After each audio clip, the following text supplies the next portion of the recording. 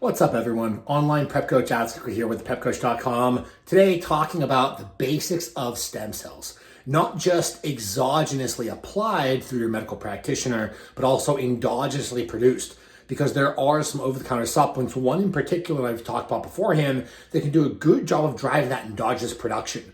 They both are tremendous therapies. They are all dependent upon the person, where they're at in life. But as we're about to talk about here, you'll see that almost everyone can benefit from some type of stem cell therapy intervention at some point in their life, if not on a more frequent basis.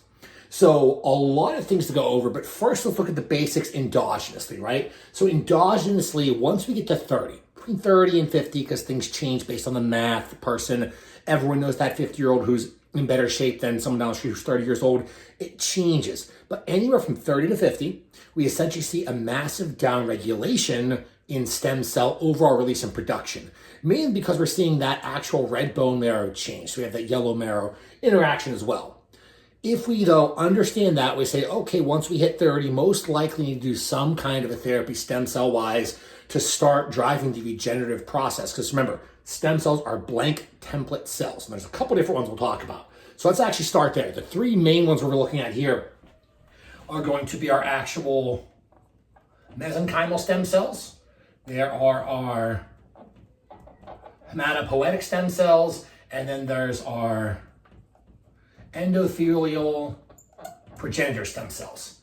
Now, these are all doing different things, right? So the mesenchymal ones are mainly our overall regenerative players, right? So we're gonna put, we'll do recovery, but literally driving regeneration at an organ tissue-based level. So pretty much everything.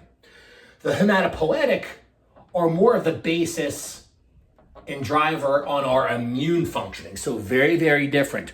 Organs, tissue versus immune system. Then we have the endothelial progenitor cells, which handle actual formation and maintenance and all that kind of cool stuff of actual blood vessels. So all extremely important. If you go through a doctor and they pull stem cells from your adipose tissue, you're getting mesenchymal stem cells. So that's just with fat. So we're gonna put, if you're pulling it from fat, that's when you're getting. If you are going through and going into the actual bone marrow or blood, so blood or bone marrow, you're getting all three.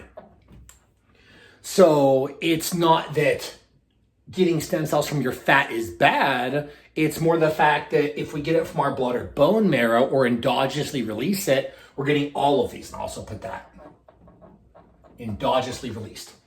So we understand that. We go back to the fact that things are happening in the red bone marrow, right? So we have our bone marrow. I'll change the color so it's at least a little bit different. It's got this ugly brown color, but it will do. So we have our actual bone marrow, right?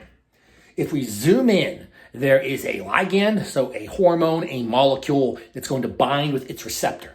We have in our bone marrow the CXCR4, which is essentially the receptor we're looking at here. And then we also have something called SDF1, which is released in response to injury, okay? So we're gonna say injury, and that gets released. What that causes in the bone marrow is to end up going downstream, so we're having them bind, right? We're having that binding occur. That binding obviously leads to some kind of an expressive based cascade. So whatever genes are expressed, changes are made, that's happening here with overall expression. Now, if we are not going ahead and taking it exogenously from our bone marrow, from our blood or whatever, if we're trying to release it endogenously, what we're trying to do, you can do a couple different things here, but what we're trying to do is get SDF1 into the blood. So we're trying to pull this out so it doesn't bind, so that we actually have it driving that entire stem cell migration process into the blood.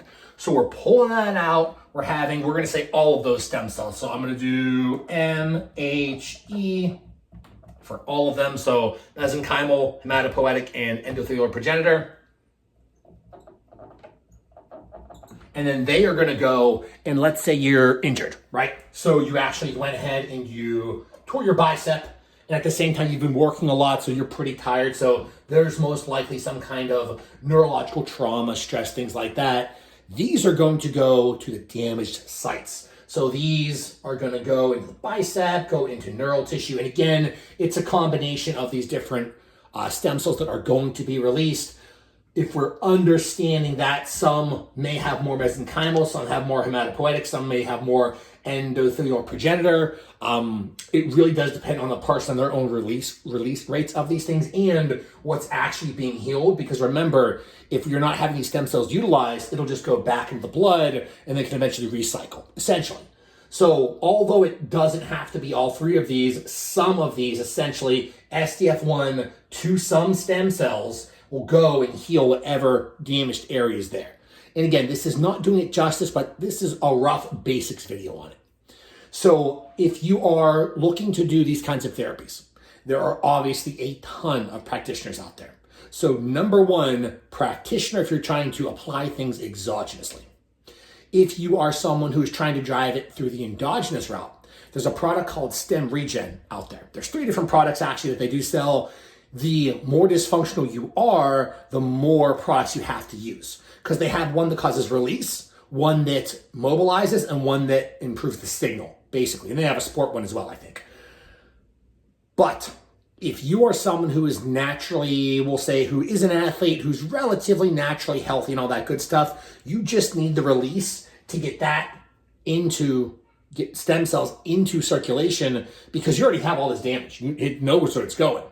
If there's so much damage, someone who maybe has Parkinson's, Alzheimer's, dementia, someone who just massively dysfunctional, so not athletic, but massively dysfunctional, this is the person over here that's going to utilize all 3 of the products. And if you look on their website, they tell you how to dose and all that fun stuff.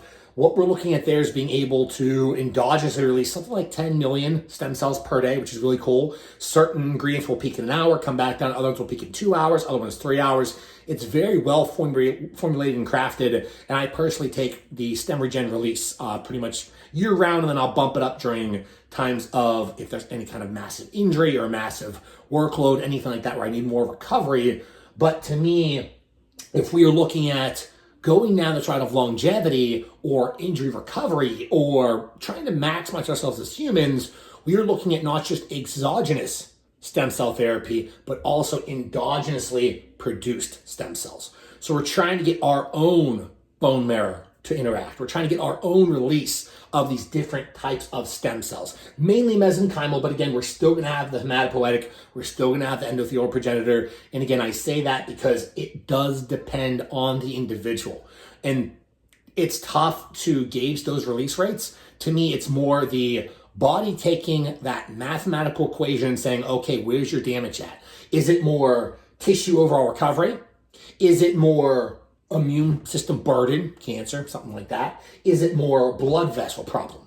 And it will auto-regulate and toggle which one you need based on that internal environment, which is why our body is so sophisticated.